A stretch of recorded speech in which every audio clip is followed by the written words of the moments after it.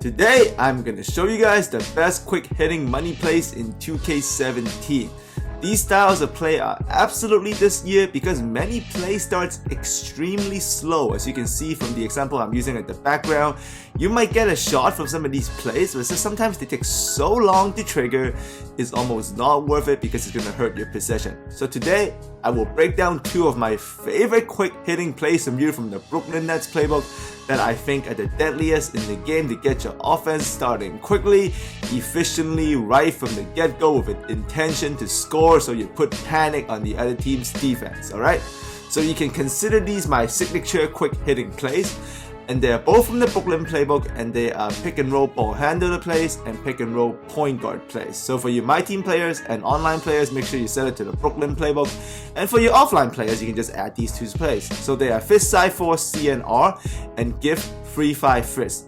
Both of them average start time may be less than 4 seconds. Sometimes they will start as fast as even 2 seconds. So it depends on you. Now we're going to begin by looking at fist side 4 CNR first. And this is a katana modification attack. So you get the ball to the pick in the middle and you just katana yourself into the paint for an easy score.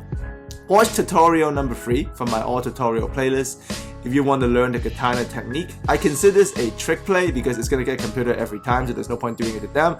Against a human, it is very tricky. So here's my play science breakdown. Start the fist side 4 CNR and make sure you don't go to the play circle. Do not go to the play circle. Hang around this logo area, and when you see a white circle underneath the big at the free throw line, that means if you press X, or I guess A, you'll pass it to him. So make sure you press X and hold it down. This will lead to an automatic cut, and the cut has come through. You hold it down and you're gonna get an easy layup. And I say this is a trick play against humans, against users, because if you look closely, as you trigger the katana pass by dumping into the big who has the white circle, the cutter disappears off screen on 2K camera. So this is pretty tricky. It's a more video game play than a basketball play, but boy does it work so well.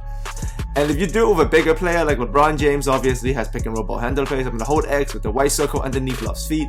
If LeBron cuts through, it's a dunk, obviously, because he's a dunk guy. And if you can dunk, you might as well katana lob him. So watch tutorial 3 to learn how to do katana lobs too. So make sure the white circle is underneath Love's feet. Hold X down, give it to him. Press square while holding X down, katana lob. So this is just really, really deadly because of the spacing, and usually they go to the better passing big. And the cut maybe work 80%, 75% of the time. And if it doesn't work, you just cut through, hold it down, you'll become the ball handler again. You wait long enough, and then you just get a nice isolation post up with good spacing. Hit them with a spin move, hit them with an under, whatever you want. But it's deadly either way, right? Because you get your lead ball handler cutting through your best post-up player. So these are all ideal situations, especially with the katana cut. See, if there's no cut, I could have done it to Kevin Love, but I decided to pose again. And I'm just going to hit Brook Lopez with the spin move with the spacing still excellent. Bang! Great quick hitting play. Alright, on to the next one. We're going to do give free 5 fists. It is pretty much a handoff that leads right into the pick and roll, but it is quick pace and a team-oriented attack. And it starts from the wing to the corner back to the middle, so it's essential for basketball success. So here you can see the first example of it. I'm calling it for J.R. Smith. So we're going to run into him, hand over Kyrie. Kevin Love comes to the pick. Big man cuts through, opens up that baseline side.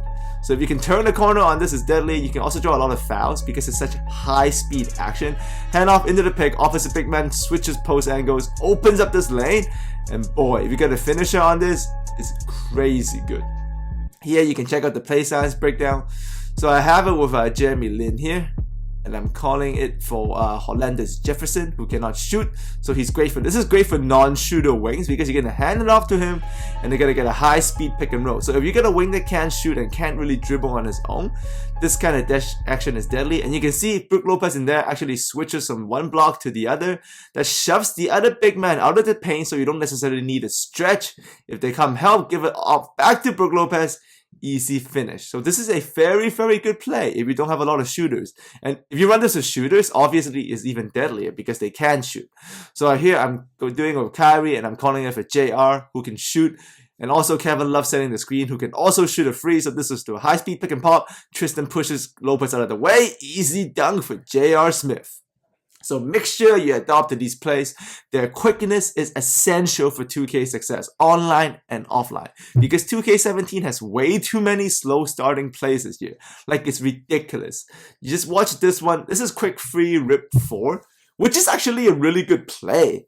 But the problem is, like, in 2K17, it starts so slow. Like, I can't even get to the second branch fast enough because they don't execute the play with urgency. So I can't even wait for that one because they're walking in the paint and getting shoved around. So you really need to be careful what plays you're calling this year.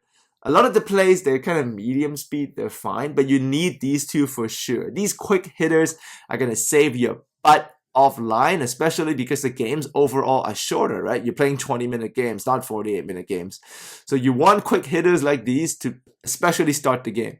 I usually go to plays like these when I start a game, just to get myself in a good flow and get everybody involved in touching the ball.